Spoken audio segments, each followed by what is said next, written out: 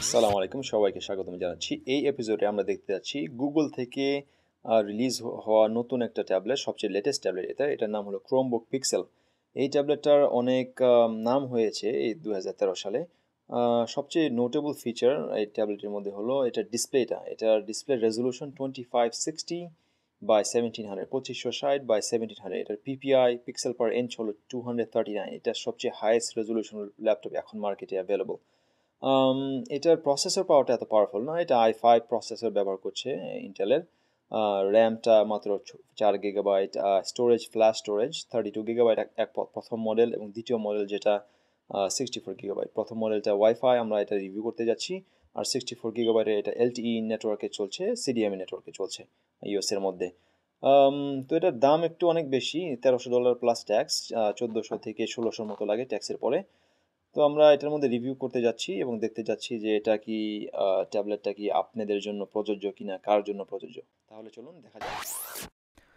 তো সর্বপ্রথমে আমরা আউটার অ্যাপিয়ারেন্স, বাহ্যিক সৌন্দর্য দেখব। এটা বহুত সুন্দর ডিজাইন, ইন্ডাস্ট্রিয়াল ডিজাইন। সামনে আপনার কাটআউট রয়েছে, এটা আপনার আঙ্গুল দিয়ে ল্যাপটপের লিডটা খোলার জন্য।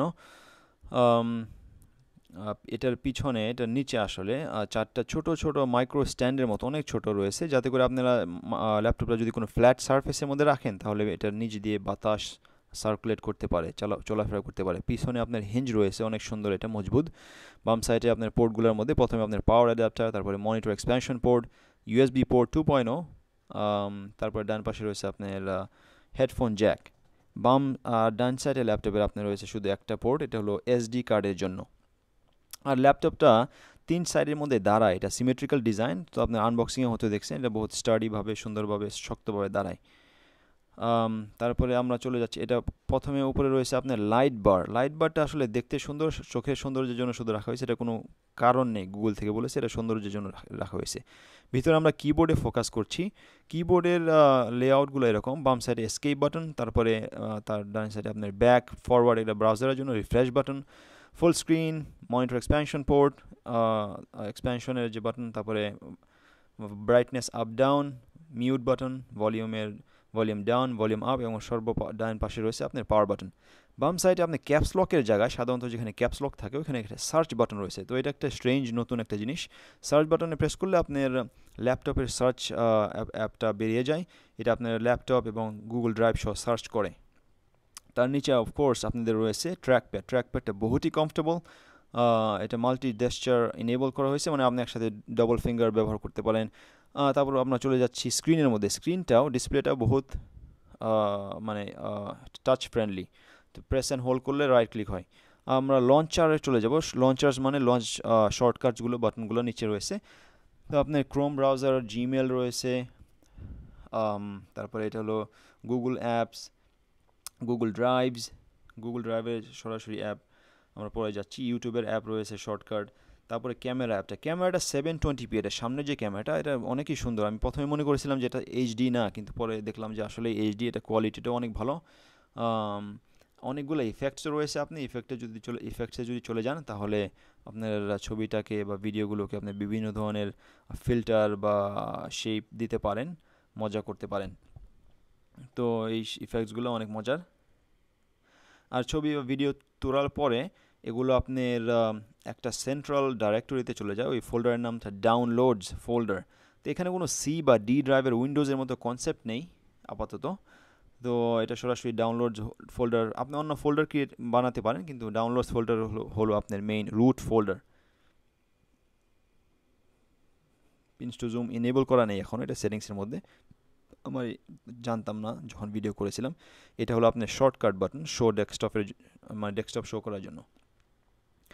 তো এবার আমরা দেখি যে শর্টকাটের লঞ্চার বারে যদি আমরা অন্যান্য শর্টকাটও অ্যাড করতে চাই তাহলে কীভাবে অ্যাড করতে পারি। তো অন্যান্য অ্যাপ লিস্টে আমরা চলে যাই। এখানে যে কোনো একটা অ্যাপে যদি আপনি ট্যাপ করে হোল্ড করেন, ধরে রাখেন, তাহলে একটা অপশন আসবে, রাইট ক্লিকের অপশন। এটা মাউস দিয়ে করতে পারেন। তো রাইট ক্লিক আসার পর এখানে অ্যাড টু লঞ্চার, এটা যদি প্রেস করেন তাহলে আপনার এখানে লঞ্চারের মধ্যে এসে যাবে শর্টকাটটা। তো আমরা যখন এই গুগল প্লের শর্টকাটটা বানালাম, গুগল প্লে একটু দেখি।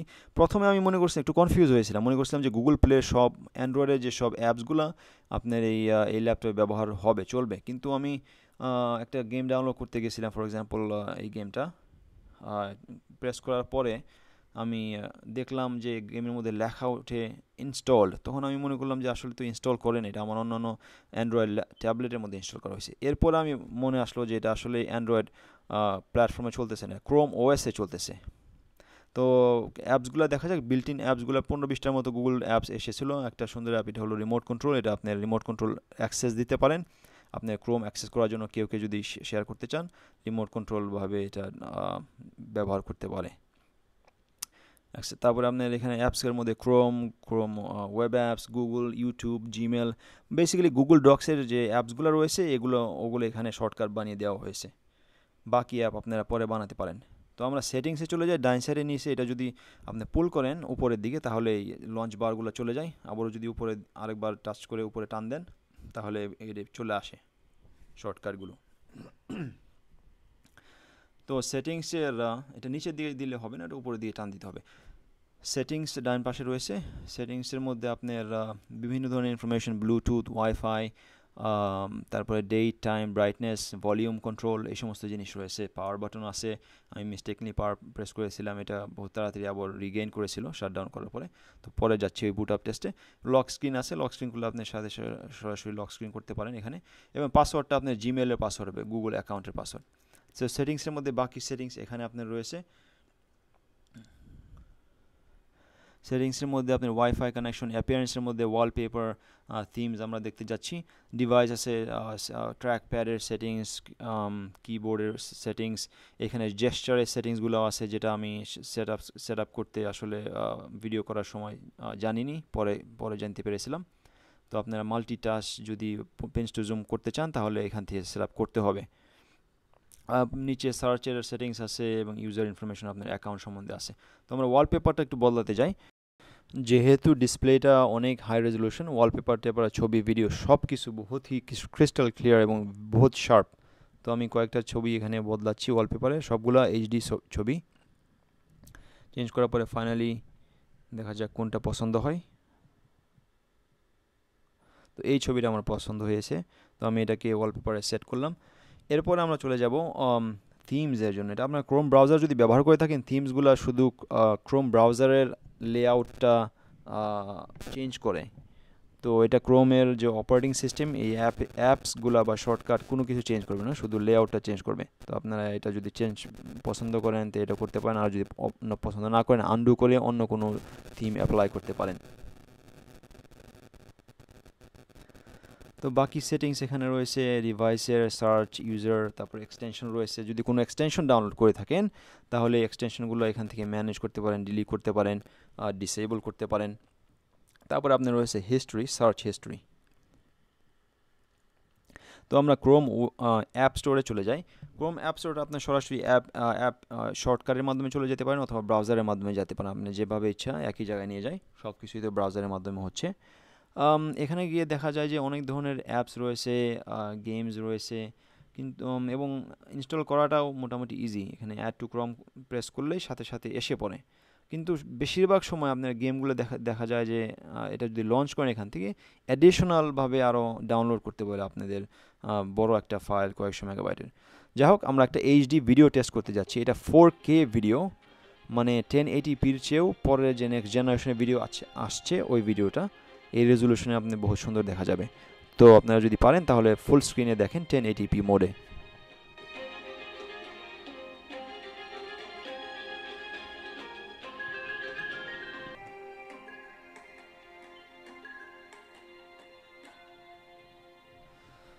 তো ভিডিওতে কোনো সমস্যা নেই এবং নিঃসন্দেহে ভিডিওটা সবচেয়ে সুন্দর ক্রিস্টাল ক্লিয়ার ভিডিও। আপনারা এরকম ভিডিও হয়তো অন্য কোনো ল্যাপটপে কম্পিউটারে দেখেননি।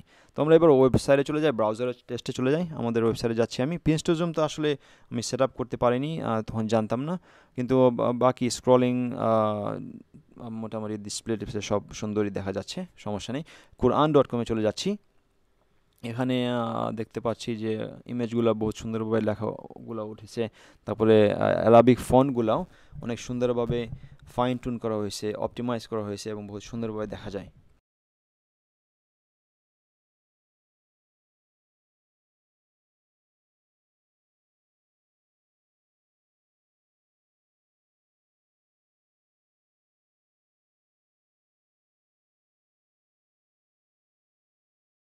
আরেকটা জিনিস আমরা এখানে করতে পারবো যা আমরা ট্যাবলেটে করতে পারিনি, সেটা হলো যে আমরা এখান থেকে সরাসরি প্লেব্যাক করতে পারছি। الرحمن الرحيم مالك يوم الدين إياك نعبد وإياك نستعين এই ক্রোমবুক পিক্সেলের স্পিকারগুলো বহুত নাম করেছে, অনেক লাউড শব্দ হয়, অনেক জোরে জোরে শব্দ হয়। তো আমরা google.com-এ চলে যাই এবং দেখতে পাচ্ছি যে এখানে নতুন একটা ডুডল আছে। কয়েকদিন পর পরই গুগল থেকে সারপ্রাইজিং গুগল ডুডল বের হয় বিভিন্ন মানুষের সম্বন্ধে, কোনো আবিষ্কার সম্বন্ধে। তো এটা দেখা যাক কার সম্বন্ধে বের হচ্ছে।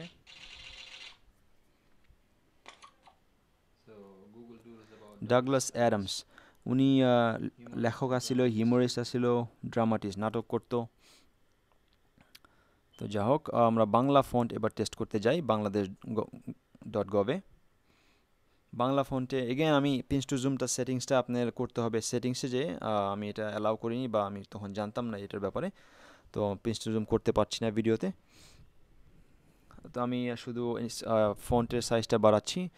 তা দেখাচ্ছি যে ফন্ট অনেক বাড়িয়ে দিলেও, অনেক পার্সেন্টেজটা যদি ফন্টের পার্সেন্টেজ বাড়ান, তারপরে খুব ক্রিস্টাল ক্লিয়ারভাবে পড়া যায়, সুন্দরভাবে পড়া যায়।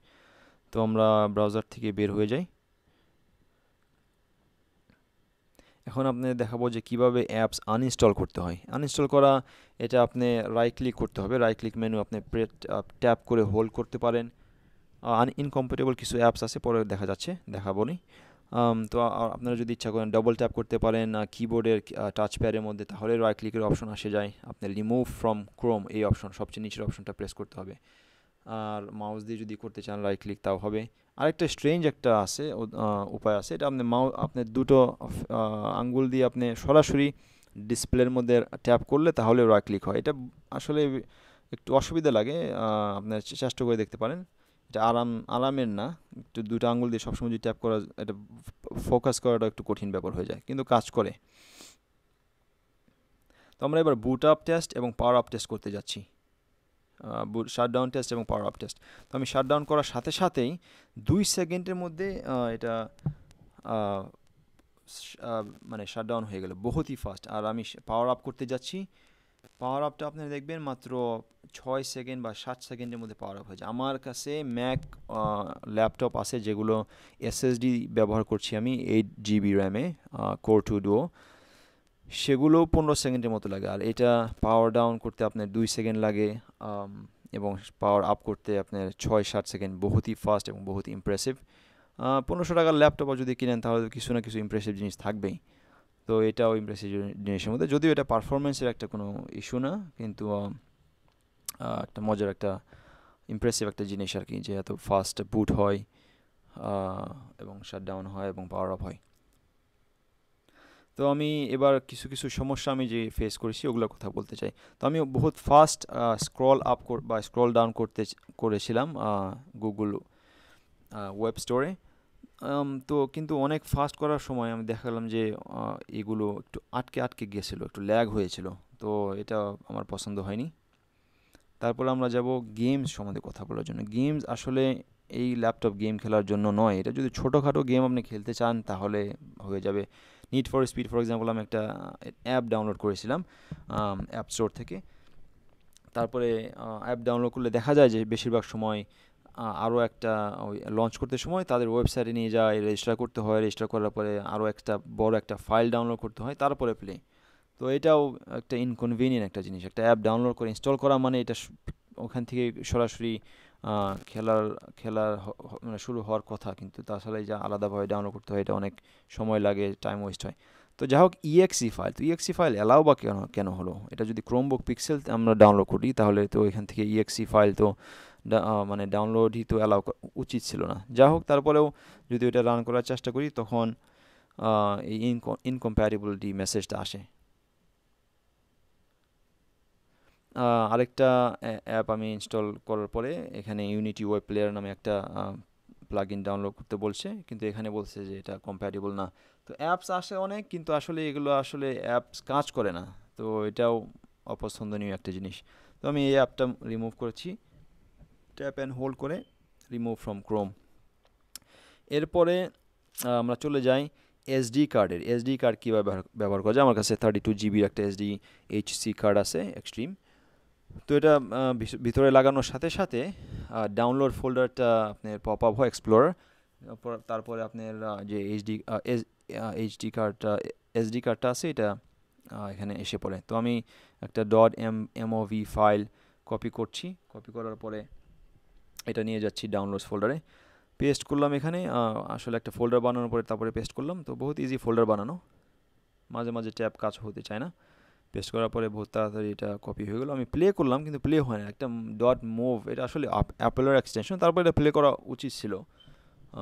একটা বহুত ওয়েল নোন ফরম্যাট। তো আমি একটা ইমেজ কপি করছি ডাউনলোড ফোল্ডার থেকে গুগল ড্রাইভে মানে কপি করা অনেক ইজি, নেভিগেট করা অনেক ইজি, কিন্তু 1 TB এরা বলছে দিবে আপনাদের, 1 TB দিবে 3 বছরের জন্য মাত্র। এটাও একটা ধোঁকাবাজি আমার মনে হয়, কারণ এত দাম দিয়ে আপনি ল্যাপটপ কেনার পরে যদি মাত্র 3 বছরের জন্য ক্লাউড স্টোরেজ পান ক্লাউডে, তারপরে তো পে করতে হবে। জানি না আমি কত পে করতে হয়, কিন্তু পে তো করতে হবে। তো এটা আপনার আমার মনে হয় এর চেয়ে অন্য অন্য সার্ভিসই ভালো, ক্লাউডের আনলিমিটেড সার্ভিস বা আপনার যদি এক্সটার্নাল হার্ডওয়্যার থাকে। যাই হোক, আমি এটা বের করে দিলাম। তারপর আরেকটা ফাইনাল টেস্ট আমরা করব যে বাহিরে যদি আপনারা এটা পড়তে চান, ব্যবহার করতেন কীরকম। অনেক ভিডিও দেখতে পারেন যে ক্রোমবুক নিয়ে পিক্সেল নিয়ে মানুষে ব্যবহার করছে, বাহিরে বসে আছে পার্কের মধ্যে বা কোথাও রোদের মধ্যে। ওগুলো কমপ্লিটলি ধোঁকাবাজি। এটা রোদের মধ্যে একটু দেখা যায় না, অসম্ভব, শুধু শব্দ শোনা যায়। আমার শেষ মতামত এই যে এই ল্যাপটপটা সবার জন্য প্রযোজ্য নয়। আপনারা যদি অ্যাপ ডেভেলপার হয়ে থাকেন, ডেভেলপ করে থাকেন অ্যাপ্লিকেশন সফটওয়্যার ডেভেলপমেন্টের মধ্যে, তাহলে আপনারা হয়তো এটা ব্যবহার করতে পারেন যদি আপনারা ক্রোম ওএস প্ল্যাটফর্মে অ্যাপ্লিকেশন ডেভেলপ করতে চান। তাছাড়া এবং টেস্ট করতে চান এই ট্যাবলেট এই ল্যাপটপের মধ্যে। তাছাড়া এটা রেগুলার ইউজারের জন্য আমার মনে হয় অনেক বেশি এক্সপেন্সিভ। এটার গিগাবাইট র্যামটা কত, মাত্র 4 GB, এটা কিচ্ছু না। আর স্টোরেজটা 32 GB, আসলেই 32 GB তো কিছুই না। এটা তো আইপ্যাডের 2 বছর আগের পুরাতন যে মডেল সেগুলোর মধ্যে 32 GB চেয়ে বেশি আছে মনে হয়। তো 32 GB স্টোরেজটা কোনো কিছু না। 1 TB যে ক্লাউড স্টোরেজ এটা ওরা দিচ্ছে গুগল থেকে, এটাও একটা ফোন দিয়ে এদের। 1 TB 3 বছর পরে তো আপনাদের পে করতে হচ্ছে, প্লাস ক্লাউডের সাথে সবসময় সিঙ্ক করা, এটা বহুত হাই স্পিড ইন্টারনেটের দরকার। 32 GB আপনি কয়েকটা বড় মুভি ফাইল যদি এখানে রাখেন, ভিডিও ফাইল, তাহলে শেষ হয়ে যাবে, মানে ভর্তি হয়ে যাবে। তারপরে আপনি দেখতেছেন কোনো গেম নাই, হাই ডেফিনিশনে কোনো গেম নাই, অ্যাপ্লিকেশন নাই পাওয়ারফুল, আপনি ফটোশপ রান করতে পারবেন না এখানে, কোনো ভিডিও এডিটিং সফটওয়্যার রান করতে পারছেন না। তো এটা শুধু যদি আপনারা অনলাইনেই বসবাস করেন, মনে করেন আপনার সম্পূর্ণ জিনিস অনলাইনে থাকে, গুগল ডক্সের মধ্যে, ইন্টারনেট, আপনার কোনো হেভি এডিটিং করেন না, ওয়ার্ড প্রসেসিং করেন না হেভি, মাইক্রোসফট ওয়ার্ডের দরকার নেই, তাহলে হয়তো আপনারা এটা কিনতে পারেন। তারপরেও এটা আমি জাস্টিফাই করতে পারছি না, দামটা অনেক বেশি। এটার দাম যদি $700-800 হতো তাহলে একটা কথা ছিল, কারণ এটার ডিসপ্লেটা অনেক ভালো, কিন্তু ডিসপ্লের সাথে সাথে অন্যান্য ডিপার্টমেন্টে তো এদের বহুত হাই এন্ড বানানো দরকার ছিল। এটা যদি এরা গুগল থেকে $2000 প্রাইস করতো, আর 500 GB স্টোরেজ দিত, র্যাম দিত, 16 GB i7 quad core processor লাগাতো, তাহলে এটা দাম বেশি হলেও একটা অ্যাট্রাকটিভ থাকতো যে না, এটা টপ অফ দ্য লাইন, এটা সবচেয়ে বেস্ট ল্যাপটপ আউট দেয়ার। কিন্তু এটার বেস্ট হয়েছে শুধু স্ক্রিনের জন্য, আর সব কিছু 2 বছর আগের পুরানো মডেলের মতো। কাজেই আমি এটা রেকমেন্ড করতে পারছি না আপনাদের। অ্যাগেন, শুধু ডেভেলপার যারা সফটওয়্যার ডেভেলপমেন্টের মধ্যে আছেন, তাদের যদি অনেক টাকা থেকে থাকে, তাহলে আপনারা এটা টেস্ট করার জন্য, ওএস ডেভেলপমেন্ট করার জন্য কিনতে পারেন, তাছাড়া নয়। আশা করছি আপনারা আমার এই রিভিউটা পছন্দ করেছেন। নেক্সট টাইম দেখা হবে। আসসালামু আলাইকুম।